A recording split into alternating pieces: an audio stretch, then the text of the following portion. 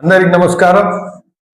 ఈరోజు ఈ పాత్రికేయుల సమావేశం పెట్టడానికి ముఖ్య కారణం ఏంటంటే మహిళా రిజర్వేషన్ బిల్ గురించి ప్రజలకు వివరించే ప్రయత్నం। ఈరోజు మహిళా రిజర్వేషన్ బిల్లు వీగిపోయింది। దీనికి కారణం కాంగ్రెస్ పార్టీ అలాగే ప్రతిపక్షాలని చెప్పి మన దేశ ప్రధానమంత్రి నరేంద్ర మోడీ గారు చెప్తా ఉన్నారు। ఈ సందర్భంగా కొన్ని విషయాలు ప్రజల ముందుకు ఉంచాలి, నిజాలు తెలియజేయాలని చెప్పి ఈ సమావేశం ఏర్పాటు చేయడం జరిగింది। మొట్టమొదటగా మహిళా రిజర్వేషన్ బిల్ అనేది 2023లోనే ఆమోదమైంది। ఏ పార్టీ కూడా దాన్ని వ్యతిరేకించలేదు, సంపూర్ణ మద్దతుతో ఆ రోజు మహిళా రిజర్వేషన్ బిల్లు ఆమోదమైంది। కానీ 2023 సంవత్సరంలో ఆమోదమైన బిల్లు అప్పటి నుంచి ఇప్పటి వరకు అమలు చేయకుండా 2 రోజుల క్రితం నోటిఫై చేయడం, అంటే అమల్లో తీసుకురావడం ఎంతవరకు సబబో, దీని వెనకాల ఉన్న ఆంతర్యం ఏమిటో వాళ్ళే సమాధానం చెప్పాలా। ఒకవేళ వాళ్ళకు నిజంగా మహిళల మీద చిత్తశుద్ధి ఉండింటే 2024లోనే వాళ్ళు మహిళలకు రిజర్వేషన్ ఇచ్చేసేవారు। కానీ వాళ్ళు ఈ రిజర్వేషన్ ఇవ్వకుండా రాజకీయ లబ్ధి కోసం వారు ప్రయత్నిస్తూ ఉన్నారు।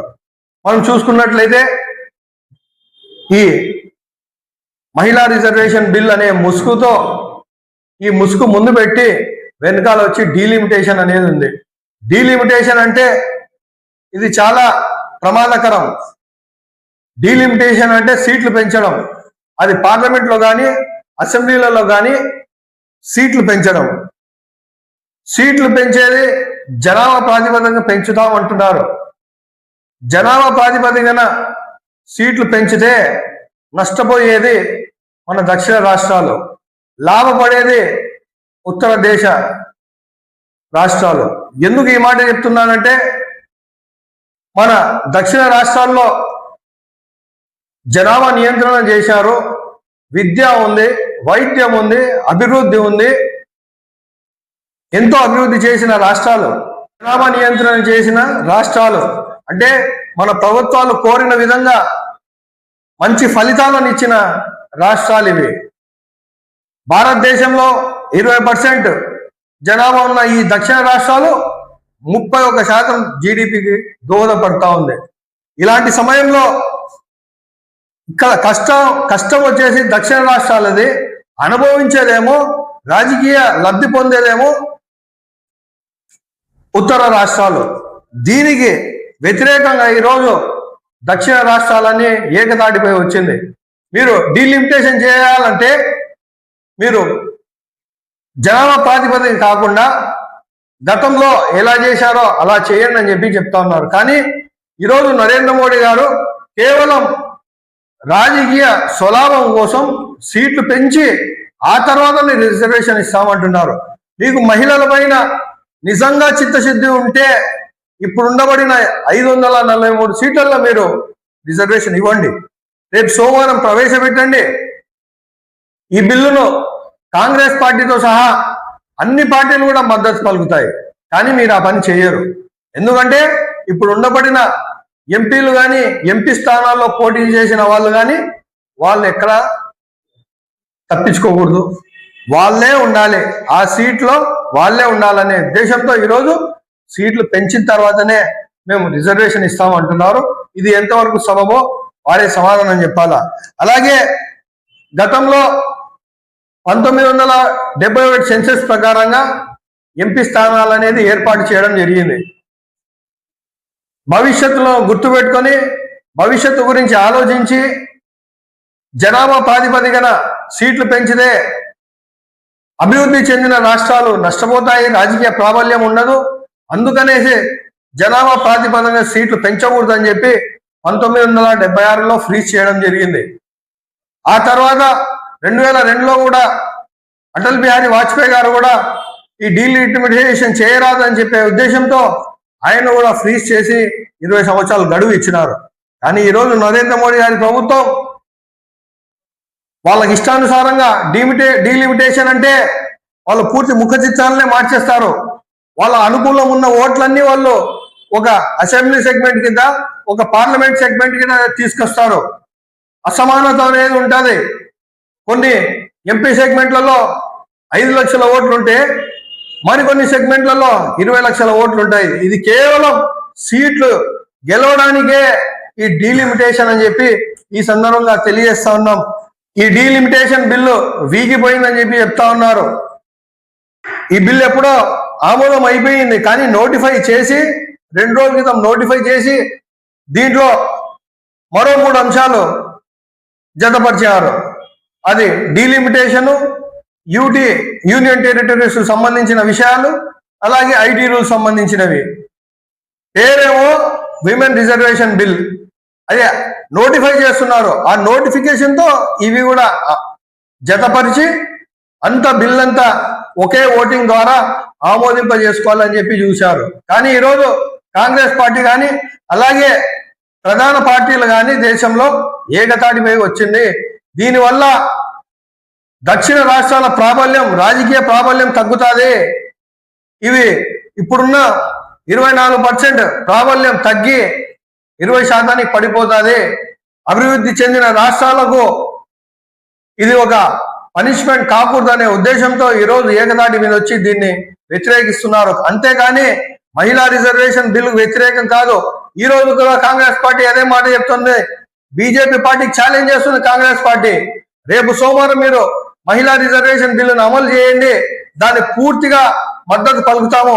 543 సీట్లకు మీరు రిజర్వేషన్ పెట్టండి, దాని పూర్తి మద్దతు ఉంటుంది. ఎప్పుడో డీలిమిటేషన్ వరకు ఆగడం ఎందుకు, ఈ రోజు అమలు చేయండి, మీ చిత్తశుద్ధి ఏదో బయటపడతా అని చెప్పి కాంగ్రెస్ పార్టీ ఈరోజు దేశ స్థాయిలో సవాల్ విసురుతా ఉంది. కానీ ఈరోజు దీనికైతే మొగ్గు చూపట్లేదు, కేవలం రాజకీయ స్వలాభం కోసమే.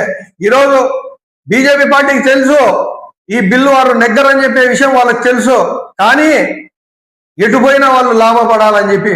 ఒకవేళ ఈ బిల్లు గెలిస్తే, ఈ బిల్లు మేమే ప్రవేశపెట్టాం, మహిళలకు ప్రాధాన్యత ఇచ్చినాం, మహిళలకు గౌరవించి మహిళలకు రిజర్వేషన్ ఇచ్చినాం అని చెప్పి ఓట్లు వేయించుకునే ప్రయత్నం. అదే సమయంలో ఈ బిల్లు రిజెక్ట్ అయితే, వ్యతిరేకిస్తే దీన్ని కాంగ్రెస్ మీద ఆపాదించి కాంగ్రెస్ పార్టీ వల్లే ఈ బిల్లు వీగిపోయిందని చెప్పి ఓట్లు వేయించుకుందామనే ప్రయత్నంలో ఈరోజు నరేంద్ర మోడీ గారి ప్రభుత్వం ఈరోజు ఉంది. ప్రజలందరూ గమనిస్తా ఉన్నారు. ఈ రోజైనా మేము ఒకటే చెప్తా ఉన్నాము, మహిళలందరూ గమనించాలి. ఈరోజు కేంద్ర ప్రభుత్వానికి మహిళల మీద చిత్తశుద్ధి ఉంటే ఇప్పుడు ఉండబడిన 543 సీట్లలో మహిళలకు 33% రిజర్వేషన్ ఇచ్చి వాళ్లకు సీట్లు కేటాయించాలని చెప్పి ఈ సందర్భంగా తెలియజేస్తా ఉన్నాను. అలాగే మీరు చేస్తున్న ఈ కుట్రలు, మీరు చేస్తున్న మీ పార్టీ గెలవాలనే దురుద్దేశంతో, మీరే గెలవాలనే ఉద్దేశంతో ఈరోజు ఇవన్నీ చేస్తా ఉన్నారు. మీరు ప్రజలకు క్షమాపణ కోరాలా.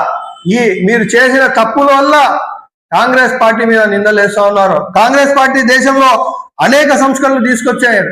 అది వ్యవసాయ రంగం కానీ, పాల ఉత్పత్తిలో కానీ, స్పేస్ సెక్టర్లో కానీ, న్యూక్లియర్ పవర్లో కానీ ఆధార్ కార్డు తెచ్చిందే కాంగ్రెస్ పార్టీ. అలాగే right to education, right to information act, అలాగే జాతీయ ఉపాధి హామీ పథకం, అలాగే ఫుడ్ సెక్యూరిటీ, ఇలాగా ఎన్నో సంస్కరణలు తీసుకొచ్చిన కాంగ్రెస్ పార్టీ. అంతేగాని ఎప్పుడు కాంగ్రెస్ పార్టీ దేశ అభివృద్ధి కోసం, మహిళల అభివృద్ధి కోసం కాంగ్రెస్ పార్టీ ముందుంటుంది. ఈ విషయం ప్రజలందరూ గమనించాలని చెప్పి ఈ సందర్భంగా కోరుకుంటా ఉన్నాను. బీజేపీ పార్టీకి నిజంగా మహిళల పైన చిత్తశుద్ధి ఉంటే ఆ రోజు మణిపూర్లో మహిళలను నగ్నంగా రోడ్డు మీద పెట్రోల్ పోసి కాలుస్తా ఉంటే మీ చిత్తశుద్ధి ఎక్కడ పోయింది? ఢిల్లీలో నడిబొడ్డున మహిళా క్రీడాకారులు ధర్నా చేస్తా ఉంటే, వారాల తరబడి దీక్షలు చేస్తా ఉన్నా మీరు వారిని పట్టించుకోలేదు. మీ చిత్తశుద్ధి ఎక్కడ పోయింది? ఈరోజు బీజేపీ ప్రభుత్వంలో ఉన్న దాదాపుగా 50 ఎంపీల మీద ఈరోజు రేప్ కేసులు ఉన్నాయి, అభియోగాలు ఉన్నాయి. మీ చిత్తశుద్ధి ఎక్కడ పోయింది? బీజేపీ పార్టీకి నిజంగా చిత్తశుద్ధి ఉంటే రేపిస్టులకు మీరు బెయిల్ ఇస్తారు, రేపిస్టులకు మీరు జైల్లో నుండి బయటకు వచ్చిన తర్వాత మీరు సన్మానాలు చేశారు. ఇదేనా మీ చిత్తశుద్ధి? మహిళల పైన మీకు ఉండే చిత్తశుద్ధి ఇదేనా అని చెప్పి ఈ సందర్భంగా మేము ప్రశ్నిస్తా ఉన్నాం.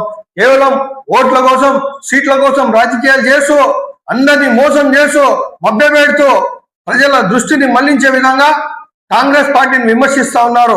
ఇది తగదు, ప్రజలందరూ గమనిస్తా ఉన్నారు. మరి ముఖ్యంగా మహిళలు చాలా తెలివిగలవారు.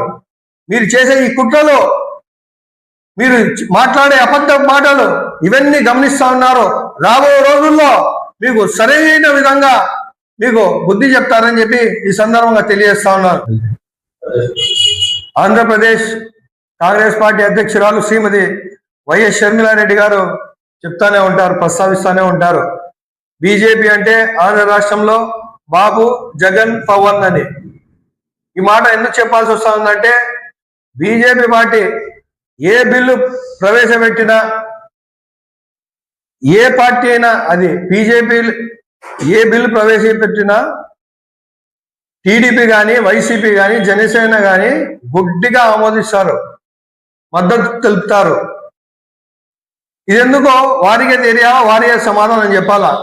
అంటే ఇప్పటి వరకు దాదాపుగా ఎన్ని బిల్లులు ప్రవేశపెట్టినా కూడా అన్ని బిల్లులకు మద్దతు ఇస్తా ఉన్నారంటే మీరు ఎందుకు ఇలా చేస్తున్నారో ప్రజలకు సమాధానం చెప్పాలా.